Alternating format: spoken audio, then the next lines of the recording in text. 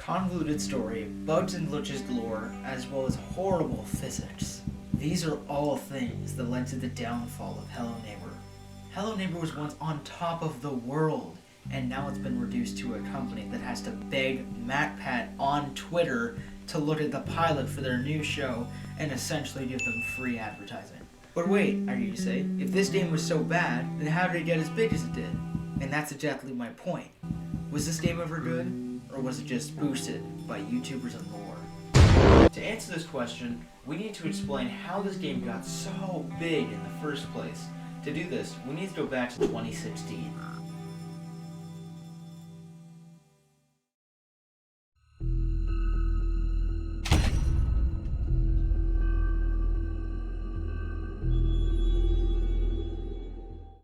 The plot of the game is that you break into your neighbor's house and try and see what's in his basement. Now, I know you know this, so let's just hop straight into the AI. So, the neighbor has 3 states that he could be in. Number 1, idle. This is a state where the neighbor just does regular things like watch TV, clean, go to bed, etc. But if you make a loud noise or trigger a bear trap or break a window or something like that, this will put him into stage 2. Hunt. This is where the neighbor will patrol his house and actively look for you. If he sees you, this will put him into the 3rd stage, attack mode, and he will give chase. There's also a system that prevents you from going into the same entrances or closets too many times. The reason why I bring this up is because the AI in this game really set itself aside from the other indie horror games and established itself as a classic, just as FNAF did a few years earlier. Unfortunately, much like FNAF, Hello Neighbor would go down the same path, that being Mass.horror. That's called foreshadowing. Wait a minute, what happened to the pre-alpha and alpha 1? Those alphas are literally perfect and have no place in this video. I am re-editing this entire section, please help.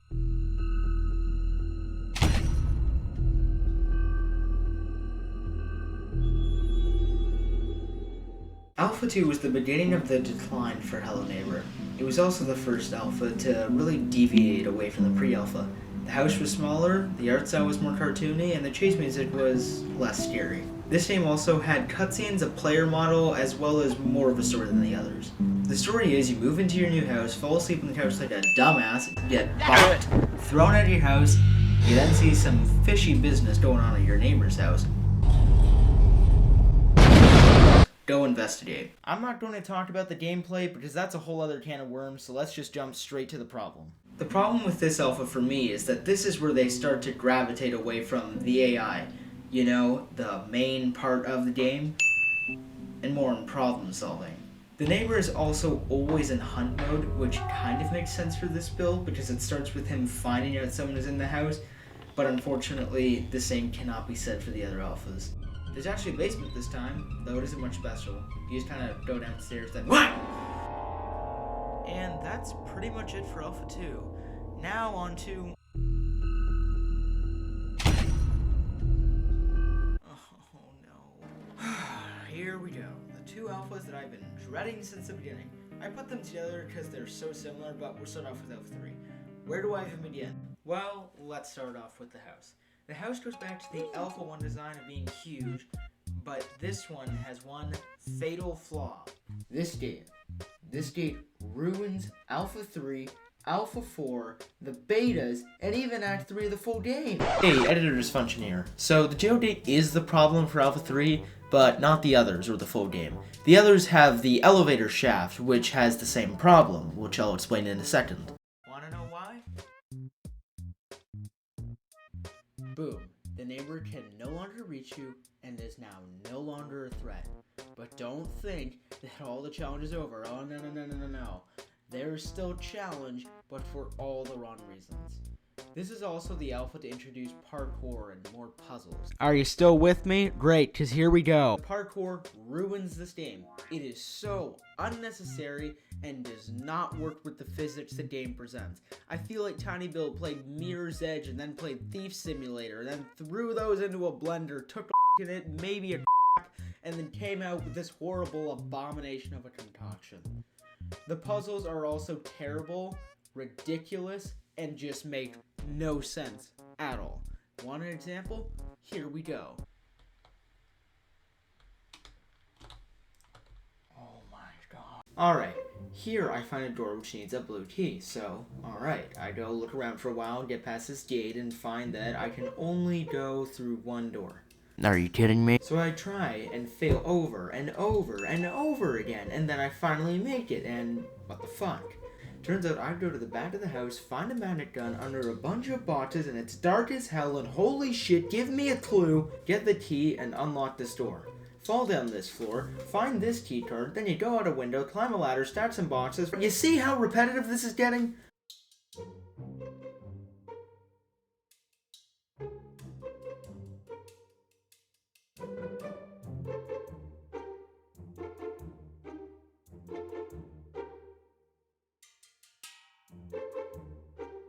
Once you enter the basement, you find the neighbor crying in a bright room. I'll explain this later. Anyways, that's the end of Alpha 3. Alpha 4 didn't change much outside of a few pointless puzzles and a few changes to the house. But that's not what I want to talk about. What I want to focus on is the absence of everything the original game had set up. Alpha 4 was essentially an update to Alpha 3 in the sense that, the roller coaster was operational, the elevator was now in service, which had the same problem as the jail gate, and the fear minigames. Let's start off with the small stuff and then get to the big stuff. The fear minigames are things that give you superpowers. Yes, this is as dumb as it sounds. The 3 minigames consist of Fear School, Fear Store, and Fear Closet. Anyways, let's start with Fear Closet. This minigame sees you parkouring across a giant food closet, and beating this unlocks the ability to double jump. Fear School sees you avoiding mannequins and hiding in lockers. Yeah, this series is a weird thing with mannequins, I never really got it. This gives you the ability to push the neighbor off you when you get caught.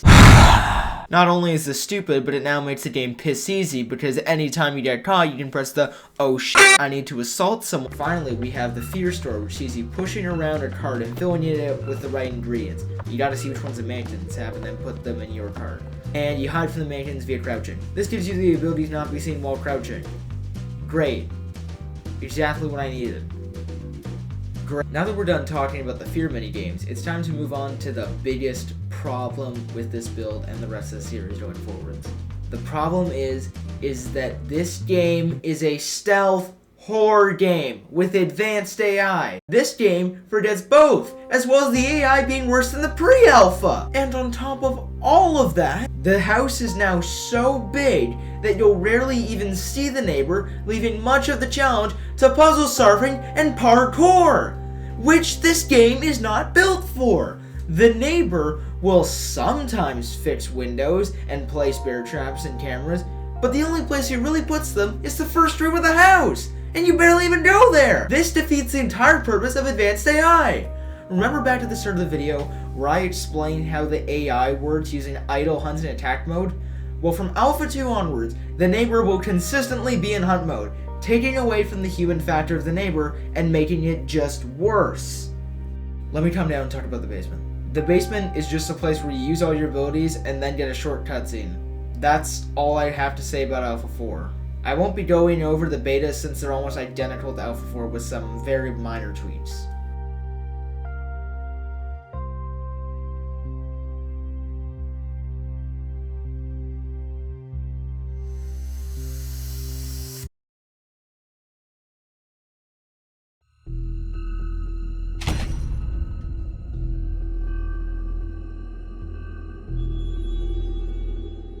And now we come to the full release. This section is going to be quite a bit shorter than the rest because most of the points from Alpha 4 still apply here. The main problem with this game is that it favors story over gameplay. And the story is not even that good. They're basically trying to replicate FNAF in the sense of hidden lore. The difference being, FNAF actually has good gameplay to back up its story. The story also always comes second. Well, most times anyways. This heavily implies that the reason they tried to do hidden lore is so someone like MatPat would make theories about it and give the game free advertising. This backfired because if we look at Game Theory's videos, he made 4 on Hello Neighbor, and one of them was about the physics! The last theory was 5 years ago, and Hello Neighbor got desperate, and as I showed in the intro, they literally begged MatPat on Twitter to look at their show. Yeah. To be honest, it's unfortunate to see such a great fall. This is the unscripted part of the video where I tell you that I'm not really going to talk about the full release or its gameplay because it's literally just Alpha 2 and 4 with the stupid final boss. The story, from what I can gather, is about a neighbor trying to lock away his past in a physical form and something to do with kidnapping, but it's not executed very well, and it really isn't that deep. He also loses his family or something. It's not great. I really don't know why they made this their sole purpose of the game. This would be fine if it was the secondary part, but no, they were like, gameplay, this only, pay attention, lore, MatPat, give us advertising, now. That's pretty much all I have to say for this unscripted session. Now, on to the conclusion.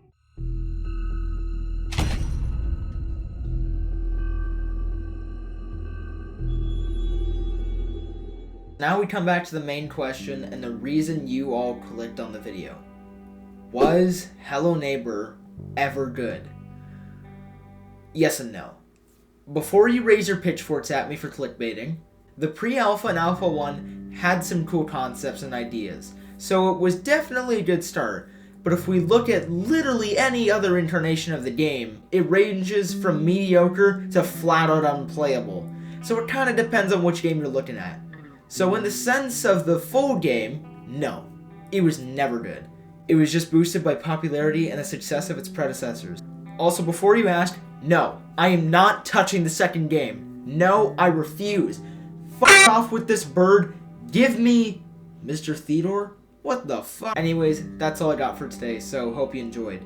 If you want more stuff like this, as well as horror games, Minecraft videos, and streams of the such, I'd really appreciate if you subscribed. Thanks.